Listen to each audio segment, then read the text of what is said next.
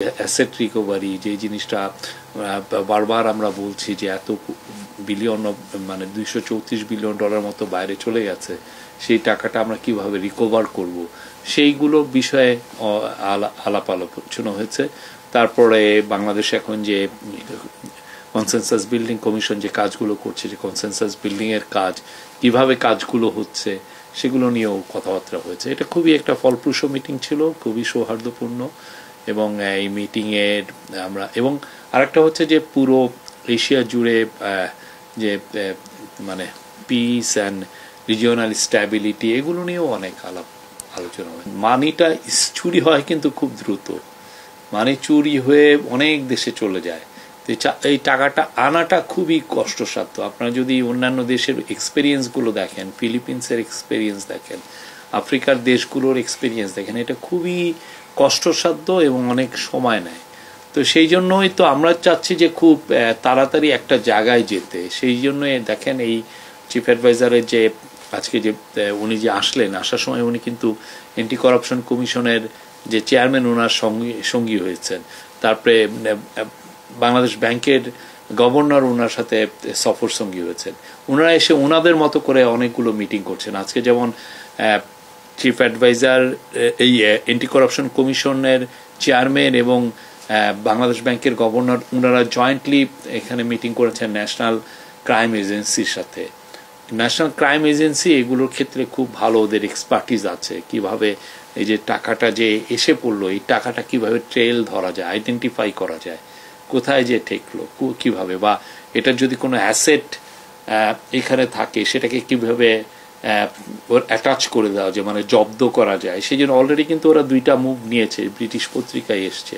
তো তাদের সাথে একটা খুব ভালো রকমের ডিসকাশন হয়েছে। এবং সাথে যেটা হয়েছে যে ওদের অন্যান্য দেশগুলো কিভাবে টাকাগুলো ফেরত পেয়েছে, যতটুকুই তারা পাক না কেন, সেই বিষয়ে ওদের এক্সপিরিয়েন্সটা নিয়েও আজকে অনেকগুলো মিটিং, ওনারা দুজনই আজকে অনেকগুলো মিটিং করেছেন। তো রোহিঙ্গা ক্রাইসিসের আজকে যে ইয়েতে একটা বড় ইস্যু ছিল রোহিঙ্গা ক্রাইসিস। আপনি দেখেছেন যে আমরা চিফ অ্যাডভাইজার দায়িত্ব গ্রহণের পরের থেকেই অনেক বেশি ফোকাসটা হচ্ছে রোহিঙ্গা ক্রাইসিস যে করেই হোক এই ক্রাইসিসটা কিভাবে রিজলভ করে রোহিঙ্গাদের তাদের মাতৃভূমিতে ফেরত পাঠানো যায়, এবং এটা ডিগনিটির সাথে ভলান্টারিলি এই কাজটা করতে হবে। তো সেই কাজটা করার জন্য আজকে এই আলাপগুলো হয়েছে। আমরা আমাদের চিফ অ্যাডভাইজারের অনুরোধে ইউনাইটেড নেশন জাতিসংঘ এই সেপ্টেম্বরের 30 তারিখে একটা বড় কনফারেন্স করছে রোহিঙ্গা বিষয়ক। ওইখানে পৃথিবীর 170টার মতো দেশ অ্যাটেন্ড করবে। তার মধ্যে আমরা আশা করছি যে এখানে ব্রিটেনও একটা যেন বড় রোল প্লে করে। তো এই বিষয়ে আলোচনা হয়েছে।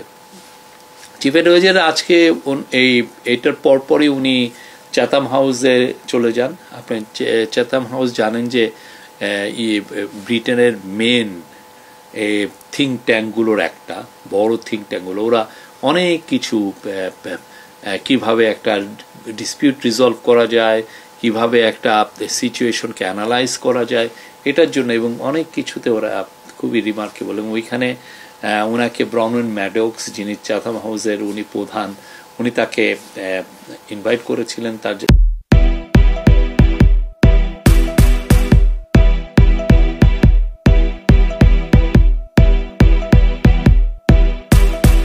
ইয়েতে ইনভাইট করেছেন। তার ইনভাইটেশনে উনি একটা